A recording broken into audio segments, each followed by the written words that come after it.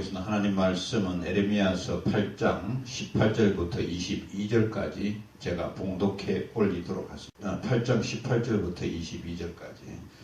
슬프다. 나의 근심이여 어떻게 위로를 받을 수 있을까? 내 마음이 병들었도다. 딸 내 백성의 심히 먼 땅에서 부르짖는 소리로다. 여호와께서 시온에 계시지 아니한가? 그의 왕이 그 가운데 계시지 아니한가? 그들이 어찌하여 그 조각한 신상과 이방의 헛된 것들로 나를 경노하게 하였는고 하시니 주 흡수할 때가 지나고 여름이 다하였으나 우리는 구원을 얻지 못한다 하는도다. 딸 내 백성이 상하였으므로 나도 상하여 슬퍼하며 놀라움에 잡혔도다. 길르앗에 있는 유황이 있지 아니한가? 그곳에는 의사가 있지 아니한가? 딸 내 백성이 치료를 받지 못하면 어찌 됨인고. 아멘. 오늘 우리에게 주신 하나님 말씀은 에레미야서입니다. 에레미야 선지자가 비탄에 빠져 있는 것을 우리 성경 말씀에서 보고 있습니다. 18절에 보면은 슬프다. 나의 근심이 어떻게 위로를 받을 수 있을까? 내 마음이 병들었도다. 에레미야도 선지자로서 비탄에 빠졌고 또 비탄의 결과로서 너무나 많은 눈물을 흘렸습니다. 우리는 그를 눈물의 선지자라고 이렇게 부르곤 합니다. 오늘 본문에 이어지는 에레미야 그 9장 1절에 보면은 어찌하면 내 머리는 물이 되고 내 눈은 눈물의 근원이 될고 죽임을 당한 딸 내 백성을 위하여 주야로 울리로다 라고 합니다. 에레미야는 남유다의 현실을 보고 울기를 시작했고 얼마나 울었든지 눈이 상할 정도로 그렇게 퉁퉁 부을 정도로 울었다고 합니다. 첫째, 에레미야가 비탄에 빠진 이유가 뭐라고 생각하십니까? 에레미야가 비탄에 빠진 것은 그 이유를 우리가 내용을 보면은 에레미야가 사역했던 시대적 배경을 좀 살펴볼 필요가 있다는 것이죠. 에레미야는 주전 627년부터 예루살렘 멸망 이후, 예루살렘 멸망은 주전 586년입니다. 유다 남은 백성들이 바벨론으로 이주하여 정착할 때인 주전 580년까지 약 50년 동안 사역을 했습니다. 에레미야 사역할 당시에 통치한 남유다 5왕을 우리가 살펴보면은 요시아가 있습니다. 요시아는 640년부터 609년까지 주전 627년 그러니까 13년부터 사역을 시작했죠. 여호아하스는 609년에 또 그리고 여호아김은 609년부터 598년 여호아기는 598년부터 597년 시드기야는 597년부터 587년 예루살렘 함락 주전 587년 그러니까 결국 이것은 다 주전입니다. 주전에 우리가 구약은 전체적으로 주전을 하고 이렇게 보면 됩니다. 요시아 왕을 제외한 나머지 네 왕을 생각하면 나라가 왜 멸망했는지 우리가 좀 짐작할 수가 있습니다. 그 왜 그러냐?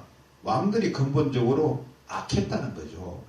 이 왕들이 악했기 때문에 이런 비탄에 빠지게 된 결과가 오게 됐다는 것입니다. 그 힘든 시기에 에레미야는 50년 동안 하나님의 말씀을 붙들고 백성들에게 전하기 시작했습니다. 문제는 에레미야 선지자가 하나님의 말씀을 전해도 하나님께 돌아오거나 변하지 않았다는 것입니다. 백성들은 이렇게 변할 줄 몰랐다는 것입니다. 오늘 본문 앞부분에 있는 말씀을 대충 눈으로 봐도 유다의 죄가 뭔가를 우리가 알 수가 있습니다. 8장 4절부터 9절까지 율법을 알지 못한 죄입니다. 철새들이 본능대로 움직이듯 이스라엘 백성들은 율법을 따라 움직여야 하는데 하나님의 말씀을 제대로 알지 못하고 지키지 않고 있는 죄를 책망하고 있다는 것입니다. 8장 10절부터 12절까지는 탐욕에 빠진 죄입니다. 높은 자부터 낮은 자까지 모든 사람들이 탐욕에 빠져 있다는 거죠. 심지어 종교 지도자들까지도 탐욕에 빠져 심판을 외치지 않고 평강하다라고 외치는 그런 죄를 언급하고 있습니다.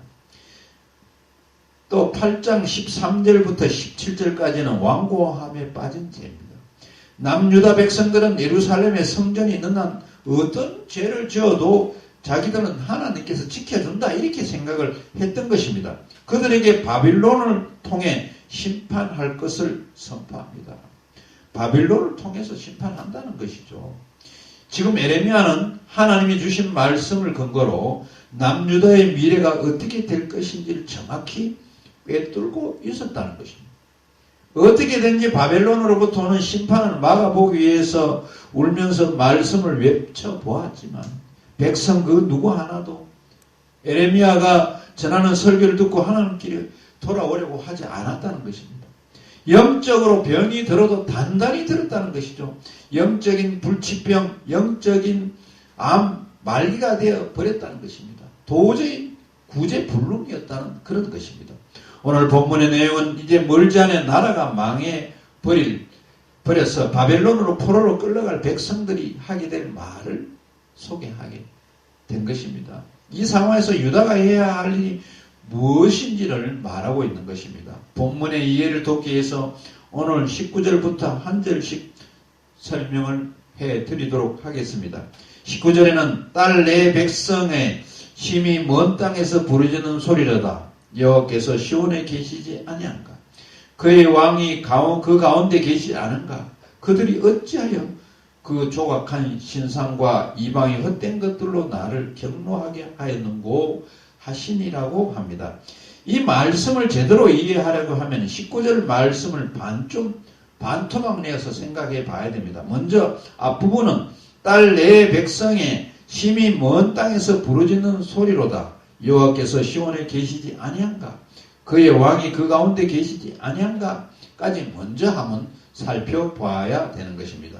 지금 바벨론으로 포로로 끌려간 백성들이 평소 생각하고 있었던 것은 하나님이 택하시고 거하고 계시는 예루살렘 성령 그리고 영원히 왕위가 지속될 것이라는 하나님의 약속을 받은 다윗 왕조가 있으므로 자신들은 바벨론의 손에서 당연히 구원해 줄 믿고 있었는데 실상은 하나님께서 바벨론의 침략을 물리치기 위해서 아무런 조치를 해주시지 않았기 때문에 터져나온 비탄과 절망의 부르짖음이라는 것이죠.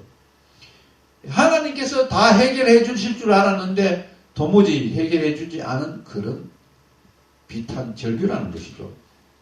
예루살렘과 유다가 어려움에 처했을 때 하나님이 마땅히 도와주고 구원해 주셔야 할 하나님께서 침묵하고 묵묵하게 계심으로 이스라엘 백성들은 비탄 속에 있었다는 것이고 탄식하고 있었다는 것입니다. 그럼 19절 뒷부분을 보시면은 여기에는 이스라엘 백성을 향한 하나님의 탄식이 나옵니다. 그들이 어찌하여 그 조각한 신상과 이방의 헛된 것들로 나를 경노하게 하였는고 하시니라고 합니다. 이 말씀은 하나님을 원망하는 백성들에 대한 하나님의 답변을 가장한 내용입니다. 하나님께서 이스라엘 백성을 바벨론에게 멸망당하게 하고 포로로 끌려가서 고통당하게 한 이유는 뭡니까? 그들이 우상들과 이방신을 들여다가 그것들을 섬겨서 하나님을 진노하게 하였기 때문이 아닙니까? 바벨론 포로 생활의 책임은 하나님께 있는 것이 아니고 이스라엘 백성들에게 있다고 말씀하고 있는 것입니다. 그럼 20절로 가보십시다. 20절로 가보면은 바벨론으로 포로를 끌려간 이스라엘 백성들의 탄식이 가정되어 나옵니다. 추수할 때가 지나고 여름이 다했으나 우리는 구원을 얻지 못한다 하는도다. 이 말은 여름이 오기 전에 수확하는 4월, 5월, 6월이 추수 시기를 염두에 둔 표현으로 추수 시기가 지났음에도 불구하고 흉년이 들어 거둘 것이 없는 상황이 왔다는 것입니다. 이는 그들이 바벨론의 포로 생활이 짧은 기간 내에 끝날 줄 알았는데 오랫동안 구원받지 못한 상태로 살아가고 있는 현실에 대한 절망을 이런 탄식으로 나타내고 있는 것입니다. 계절이 바뀌는 것처럼 확실하고 당연하게 보였던 하나님의 도움이, 하나님의 그 구원이 바벨론 포로 생활하는 이스라엘 백성들에게는 나타나지 않았다는 것입니다. 이때 에레미야도 바벨론 포로가 된 이스라엘 백성들이 쏟아낸 비탄의 말을 가정하며 비탄의 말을 쏟아냅니다. 그것이 21절과 22절 말입니다. 딸 내 백성이 상하였으므로 나도 상하여 슬퍼하며 놀라움에 잡혔도다. 길르앗에는 유황이 있지 아니한가? 그곳에는 의사가 있지 아니한가? 딸 내 백성이 치료를 받지 못하면 어찌 된 일인고 합니다. 여기에서 21절 딸 내 백성이 상하였으므로 나도 상하여 슬퍼하며 놀라움에 잡혔도다라는 말씀은 자기 동족이 고통당하는 소리로 인한 근심이 에레미야의 마음을 산산이 부서지게 했을 뿐만 아니고 그 근심은 마치 나무에 불이 타서 검은 수통이가 되듯이 숫덩이가 되듯이 에레미야의 마음을 검게 타게 만들었다고 탄식하는 그런 말입니다. 22절 길르앗에는 유황이 있지 아니한가? 그곳에는 의사가 있지 아니한가? 딸 내 백성이 치료를 받지 못하면 어찌 된 인고? 이 말씀은 길르앗에는 약이 떨어질 리가 없다는 거죠. 또 의사가 없을 리가 없다는 거죠. 어떻게 해서 내 딸이 이스라엘 백성이 자신의 상처를 치료하지 못하고 있다는 것입니까? 이런 탄식이죠. 이 구절에서 에레미야 선지자는 자신의 동족에게 닥칠 절망적인 상황은 길르앗의 유황, 즉 약과 길르앗의 의사를 통해서 치료받을 수 없다는 그런 이야기를 하고 있습니다. 약이 있고 의사가 있어도 절대적으로 치료가 안 된다는 것을 이야기하고 있는 것입니다. 그렇다면 결국 어떤 결론이 나오겠습니까? 에레미야는 이 구절을 통해서 하나님만이 자기 동족 이스라엘 백성의 치료자이시기에 이제는 유일한 치료자이신 하나님만 바라볼 때 비로소 치료를 받을 수 있다는 사실을 이야기하고 있는 것입니다. 자, 이제 전체를 봐야 됩니다. 일부분을 봐서는 안 됩니다. 한 절 한 절 내용을 살펴보던 우리의 눈을 전체 숲을 보는 그런 안목이 필요합니다. 이제 남유다가 살아남는 방법은 치료자 하나님께로 돌아가는 것입니다. 치료자 하나님께 나아가서 자신의 병이 있는 그대로 보여줘야 합니다. 그리고 하나님한테 이런 내용을 또 고백해야 됩니다. 하나님의 말씀을 거부한 병, 또 우상 숭배한 병, 또 종교 지도자들이 부패한 병, 정치 지도자들 역시 부패한 병, 물질 제일주의로 살았던 병, 그 외에도 하나님이 싫어하는 것을 했던 병 등 하나도 남김없이 하나님한테 고백해야 됩니다. 그 병들을 고백해야 됩니다. 우리 몸에 생긴 병도 치료하면 병원에 가서 그 병의 원인을 밝혀내야 하는데 병원에 가서 의사 앞에서 어디에 이상이 있어서 왔다라고 말을 했듯이 하나님 앞에 우리도 이런저런 것을 자백하고 고백해야 되는 것이죠. 우리가 최첨단 기를 가지고 있는 의사들한테 가서도 요즘 컴퓨터가 발달돼서 사진을 찍어서 정확히 병을 적어냅니다. 예.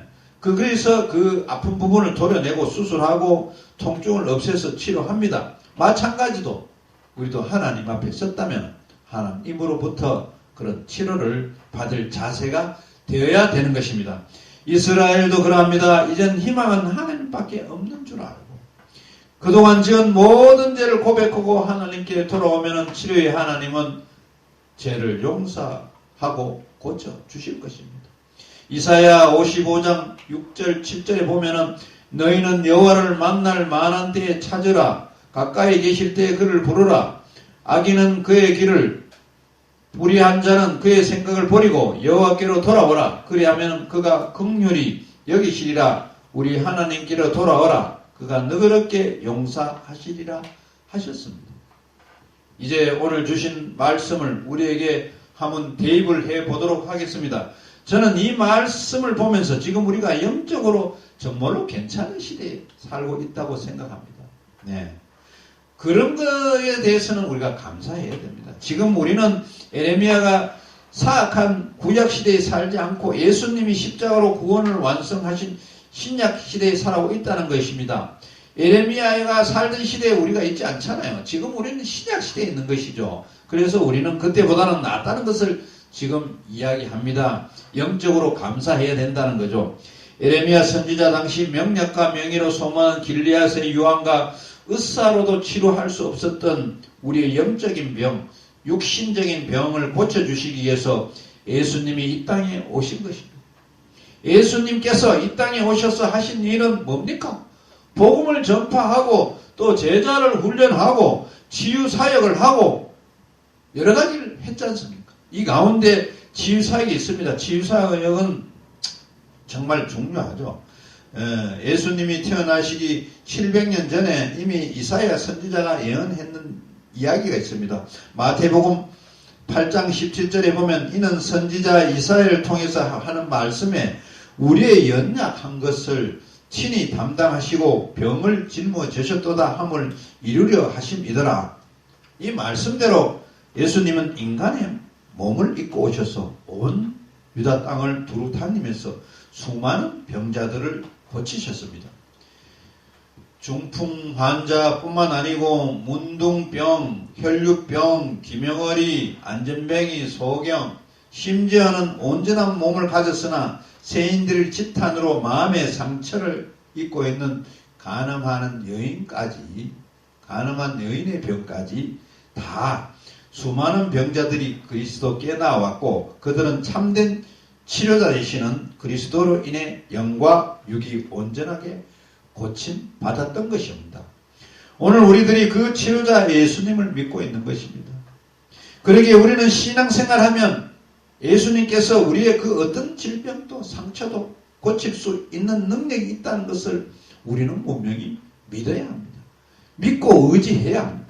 예수님께서 병자를 고칠 때마다 확인한 것입니다. 그것은 돈이 얼마나 있는가? 또 공부를 얼마나 했는가? 집안이 괜찮은 집안인가? 잘생겼는가? 이런 것이 아니었습니다. 주님이 확인한 것은 단 하나. 믿음이 있는가? 바로 믿음입니다. 변화산에서 내려오신 예수님이 남아있던 9명의 제자가 간질과 귀신 들린 아이들을 고쳐주지 못했을 때 이런 말씀을 했습니다. 마태복음 17장 17절에 나오는 내용입니다. 믿음이 없고 패역한 세대여 내가 얼마나 너희와 함께 있으며 얼마나 너에게 참으리요 그를 이리로 데려오라 하신 후에 귀신을 꾸짖어 고쳐주셨습니다. 그 이후 제자들이 조용하게 예수님께 나와서 우리는 어찌하여 귀신을 쫓아내지 못합니까? 물으시자 이렇게 대답합니다. 마태복음 17장 20절에 너희 믿음이 작은 까닭이니라 했습니다.